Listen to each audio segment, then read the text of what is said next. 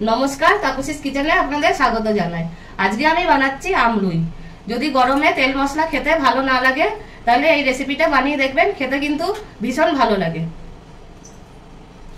চলুন ভিডিওটা শুরু করি। পছন্দ আসলে একটা লাইক করে দেবেন। ছাড়িয়ে নিয়েছি, এবার আমটা কেটে নেবো আমি।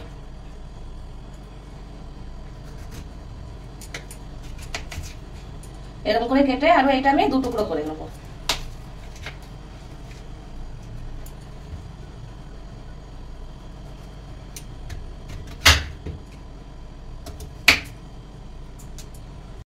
আম কাটা হয়ে গেছে, এবার আমি আলু কেটে নেব।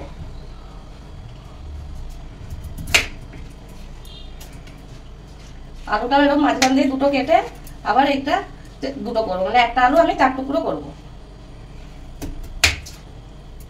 আলু আর আম কেটে আমি ধুয়ে নিয়েছি। আলু বেশি হয়ে যাচ্ছে, ওর জন্য আমি দুটো আলু 3 টুকরো আলু আমি উঠিয়ে নেব।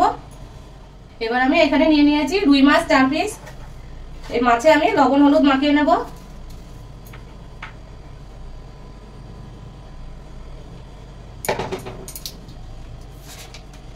মাছে আমি ভালোভাবে লবণ হলুদ মাখিয়ে নিয়েছি। গ্যাসে আমি কড়াই বসিয়ে নিয়েছি। কড়াইতে দিয়ে দেবো সরষের তেল।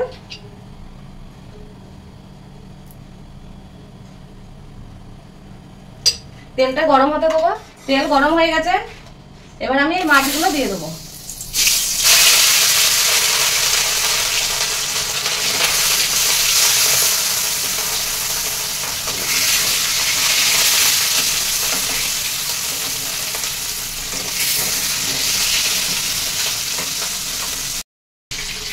এবার মাছটা আমি উল্টিয়ে দেবো এই দিকটা।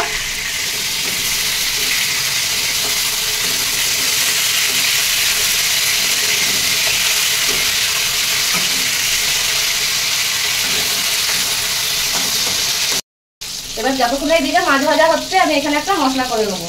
নিয়ে নেবো 1 চামচ জিরে, 1 চামচ গোটা ধনে, আর অল্প আদা আর 3টে কাঁচা লঙ্কা। অল্প জল দিয়ে দেবো, দিয়ে এবার এটাকে আমি পেটে দেবো। মাছ ভাজা হয়ে গেছে, এবার আমি উঠিয়ে নেবো। এই মাছ ভাজা তেলেই আমি দিয়ে দেবো অল্প 5 ফোড়ন।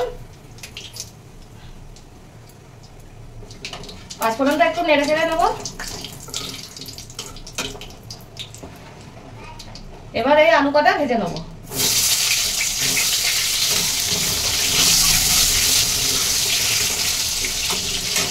আলু ভাজাতে অল্প লবণ দেবো আর অল্প হলুদ।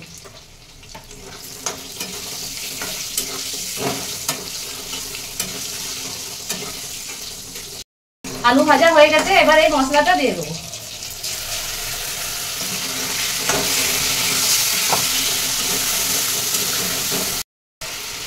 অল্প হলুদ দিয়ে দেবো আর লবণ দেবো স্বাদ মতন। আর রঙের জন্য দিয়ে দেবো অল্প কাশ্মীরি লঙ্কার গুঁড়ো। এই মশলাটা ভালো করে আমি কষিয়ে নেবো। এই মিক্সি ধোয়া জল দিয়ে দেবো অল্প।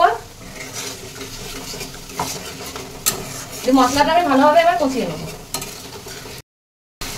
এবার আমি এই আম কটা দিয়ে দেবো। আমি আম ভাজিনি, আপনাদের যদি মনে হয় আম ভেজে নিতে পারেন। এবার আমি জল দিয়ে দেবো।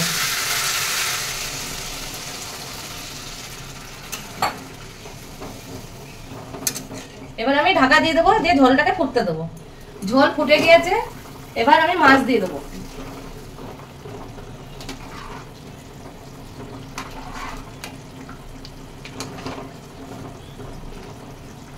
দিয়ে আবারও ঢাকা দিয়ে এবার আলু আর আম আমি সেদ্ধ হতে দেবো।